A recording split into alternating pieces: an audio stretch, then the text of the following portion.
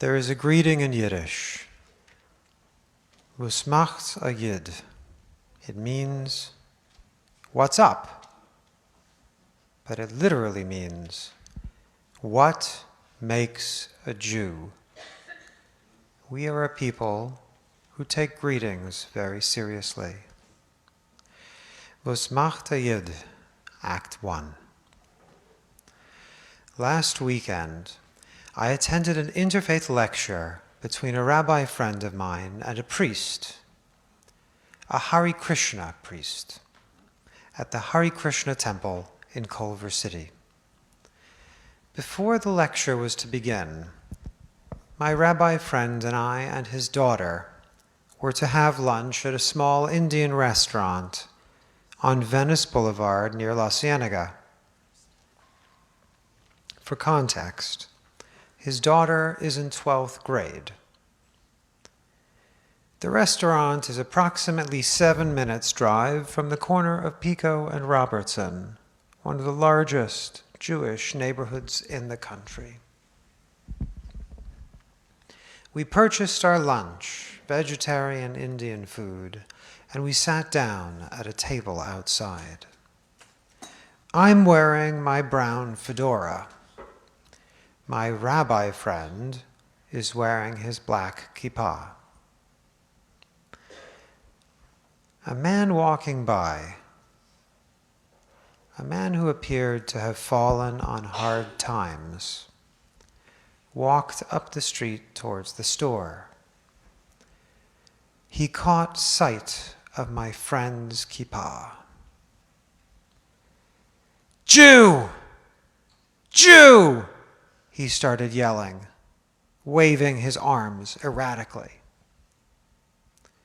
Appearing to have a mental episode, the man screamed Jew at us a few more times and nervously went into the Indian restaurant and market. You know the kind, you've got spices and you've got candies and you've got a lunch counter. He goes in to make his purchase. He wanders out, sees us there again, starts yelling, Jew! Jew!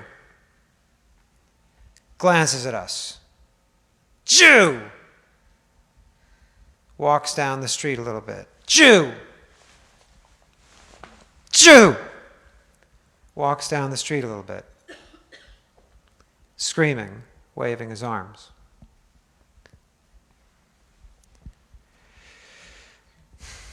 Eventually, he turns the corner and disappears onto a side street. Once he rounds the corner, I put down the glass Perrier bottle that I had instinctively picked up, the only object strong enough at hand to defend myself with if he were to attack us. In my head, as I looked at that Perrier bottle, I asked myself, Was macht a Yid? What makes a Jew? An hour after this event, we would all be sitting in the cool stone hall of the Hare Krishna temple, a mere 2 blocks away, and the Hare Krishna priest sitting in his lovely chair would open the interfaith dialogue with my friend the rabbi with the following words. Every religion must answer the following 3 essential questions about existence. Who am I? Where am I? And where am I going? The priest presented the Hare Krishna answer to these 3 questions. He knew, was macht a Hindu, but what about a Jew?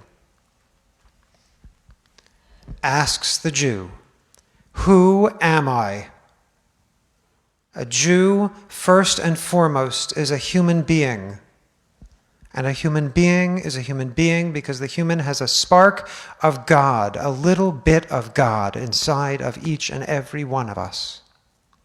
Humans find joy in the creative process, and humans find joy in the destructive process.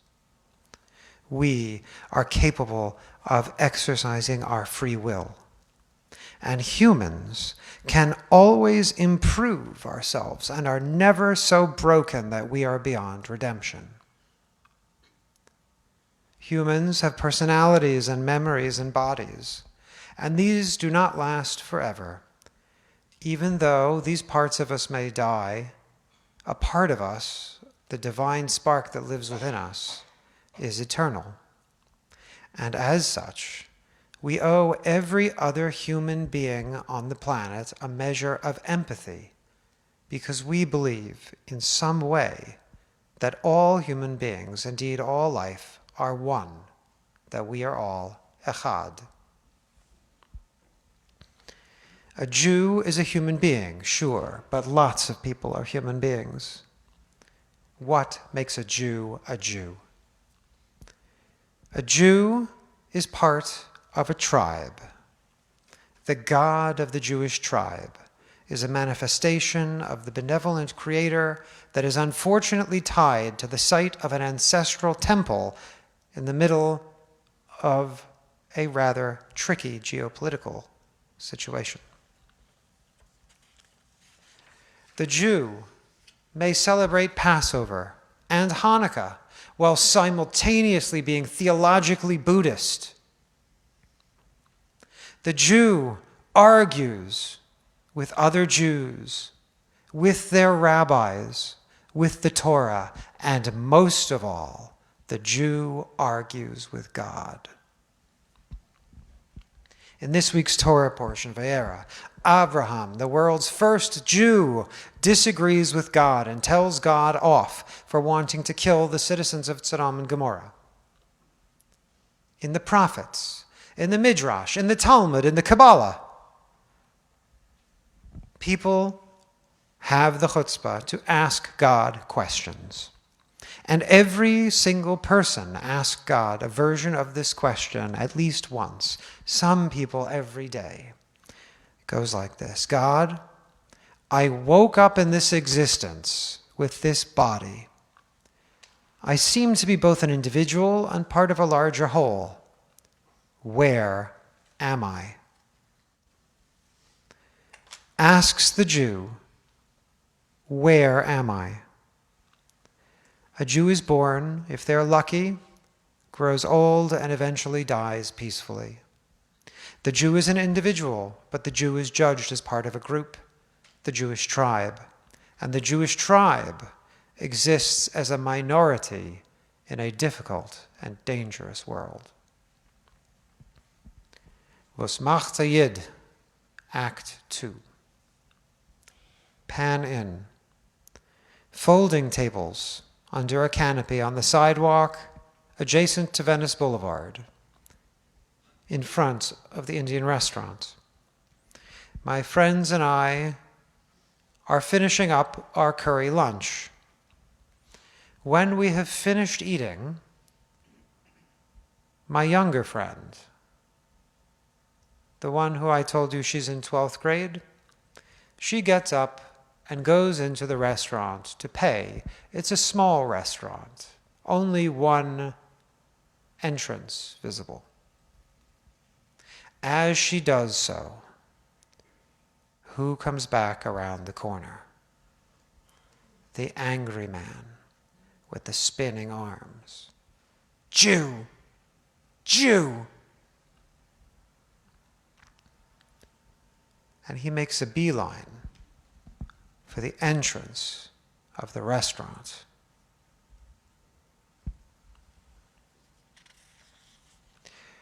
As he enters the restaurant where my 12th grade friend, my friend's daughter, was going to pay, as he walks in the door, the scrape of metal chair legs on concrete as both my friend and I get instinctively to our feet. The Perrier bottle is back in my hand, and my friend and I take 2 steps towards the entrance of the restaurant. Heartbeats stretch out. each seeming to take an eternity.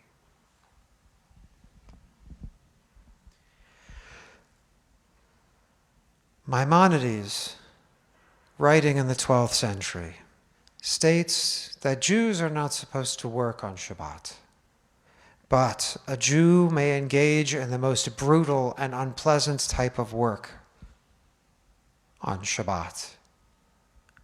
A Jew may engage in war on Shabbat, when that war is an existential war, a war against genocide, a war for our very survival. But would Maimonides have imagined that a war for our survival was playing out on a sunny Sunday afternoon in Culver City?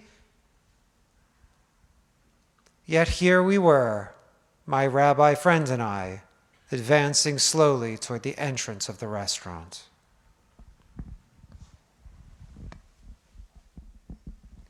Suddenly, the man bursts forth from the entrance of the restaurant, holding his wallet in his hand.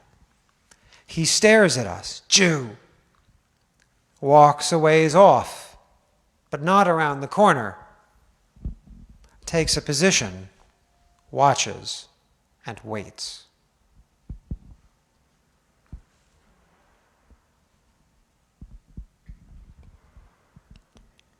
My friends and I have a moment. The younger friend, the 12th grade woman, emerges from the shop. She and her father and I lock eyes. We form a group and, in unison, proceed to walk calmly and slowly away from our table and down the street towards the Hindu temple. The man follows. Asks the Jew, "Where am I going?" The Jew anticipates the day when the nations of the world will learn war no more. The Jew pines for the reunification with their relatives, both present throughout the world, past, and the Jew yearns for a connection with generations yet to come. The Jew, most of all, yearns for that thing promised by our prophets, that one day we might sit under our own vine and fig tree and not be afraid. Was macht a Yid? Act 3. My two friends and I are walking at a measured pace down Venice Boulevard towards the Hare Krishna temple. The man is pursuing us down the street. We are undeterred from our goal, but it is still a few blocks away. The three of us rotate, making discreet backwards glances to keep tabs on the pursuer. Abruptly, we reach an intersection, Venice and a small side street, and we wheel to the right onto the side street. The pursuer disappears from view for a moment, and we use that opening to step behind some cover. The pursuer reaches the intersection behind us. Unaware that we have turned into the side streets, he looks for us, yells Jew, waves his arms ineffectively one last time, and trundles past us, disappearing into the street, this time for good. Still waving his arms. Asks the Jew, "Where am I going?" We walk, the three of us, the remaining distance to the Hare Krishna temple. Around the temple grounds are the devotees of Krishna eating vegan food while sitting cross-legged in the grass. My friend centered himself and proceeded inside to prepare for his interfaith dialogue. Through the entire experience, he remained remarkably unflustered. And now the final scene, third act. Inside the Hare Krishna temple, the mid-afternoon sun peeks through latticed windows and splashes across the cool stone floor. The room is accented with oil paintings and red velvet. My rabbi friend appears at the side of the room, ready to enter and begin the dialogue. My younger friend, the one in 12th grade,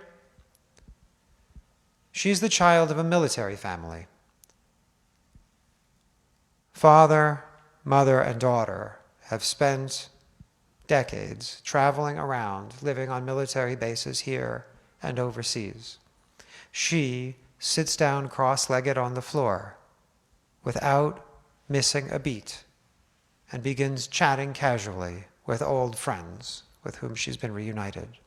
She wears her courage like a garment, and I sit watching, listening, and reflecting. A few moments pass. My friend the rabbi enters and sits down in one of two chairs. The Hare Krishna priest enters with him and sits opposite him, and the dialogue begins. Every religion must answer these three essential questions about existence. Who am I? Where am I? And where am I going? Who are we? We are Jews. We believe in optimism even in times of deepest darkness. Where are we? We, the Jews. We live in a world that requires courage in the face of danger. And where are we going? We, the Jewish tribe. We are traveling from a world of brokenness towards a world of wholeness, from a world of division towards a world of unity, and from a world of war towards a world of peace. May the hostages be returned.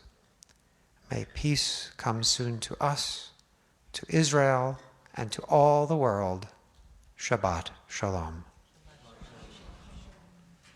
Page 64, please rise for Aleinu.